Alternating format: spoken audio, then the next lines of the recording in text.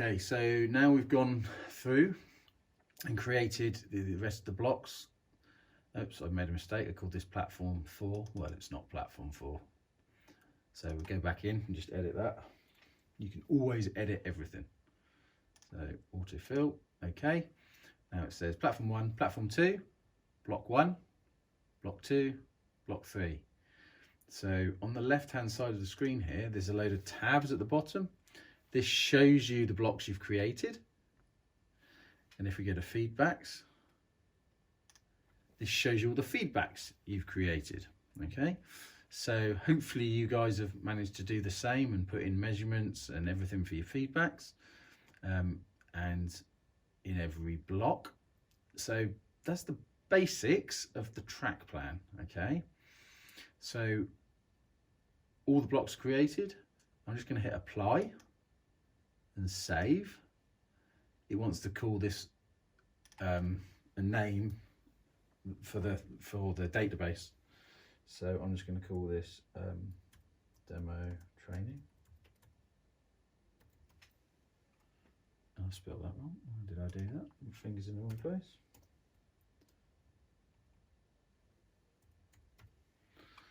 Okay, so press OK. Okay, and now we have the track plan on the screen. I'm just going to change the view to a different way to look at it. So layout, I'm going to go to standard rather than wide. Now it puts the layout on the right, and I'll make this bigger.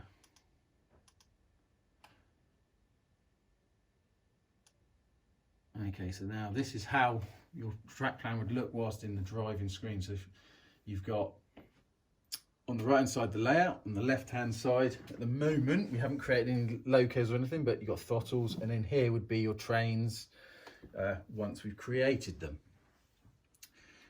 So we've drawn the plan, we've done all the blocks. Now there's a beautiful tool in iTrain under View, Diagnose. This shows the errors, okay, that we've made so far whilst drawing the plan. And I've made 2 errors. So I've actually forgotten to do something. Now this is always available for you to look at, this diagnose, and it always tells you what they are. So there's feedback 7 and 8 don't belong to anything. Well, feedback 7 and 8, when I drew this, were part of a block, and they were this block. So I've obviously either forgotten to press autofill or something else like that. So we need to go back into Switchboard,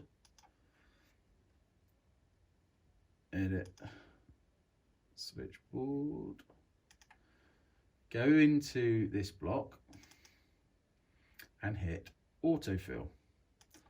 It picks the feedbacks up and fills them, and jobs are good. And so now if we went back to the View Diagnose screen, those errors, now we fixed them, will have gone.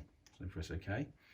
Also, something else you might want to look at, if you haven't remembered to press autofill in every block as you've been going along, it won't have connected the blocks together. So if we press this connect button at the top, it shows you the connections that haven't been cleanly made because the autofill button was not pressed.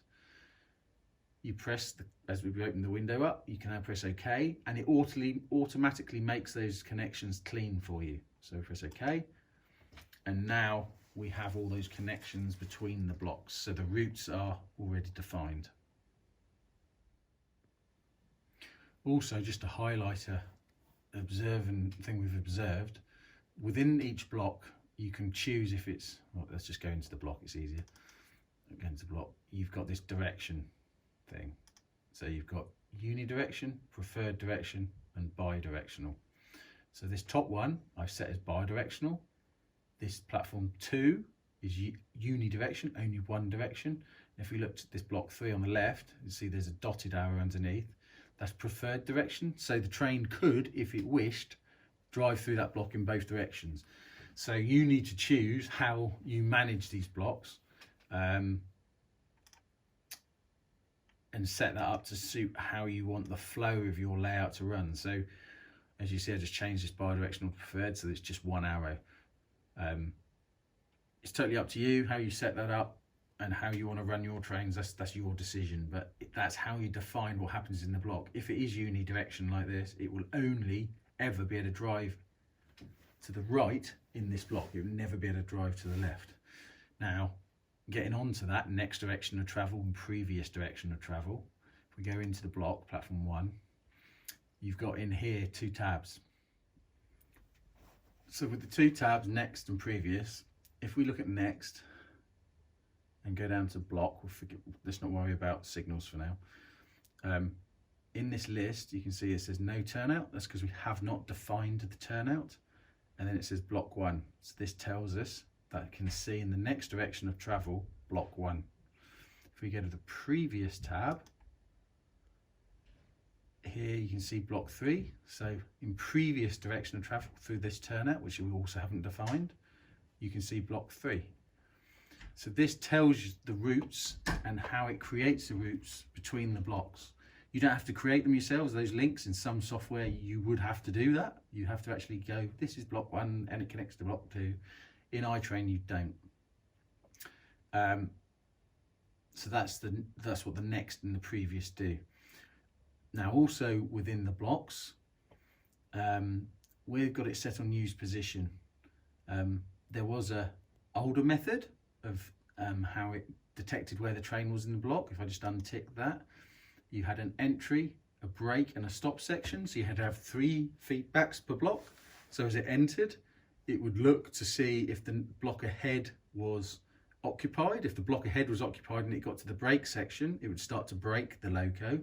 And then when it got to the small section at the end of the block, the stop section, it would then stop the loco.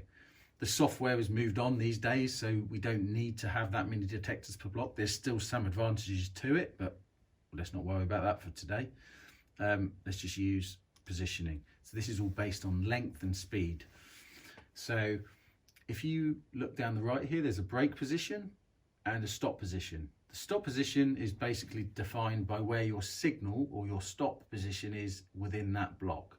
So if you had a signal at the end of the block and it was, I don't know, 5 centimeters from the end of the block in, you would want your stop position to be just before that signal. So you would say in here, for example, minus 7 centimeters from the end of the block.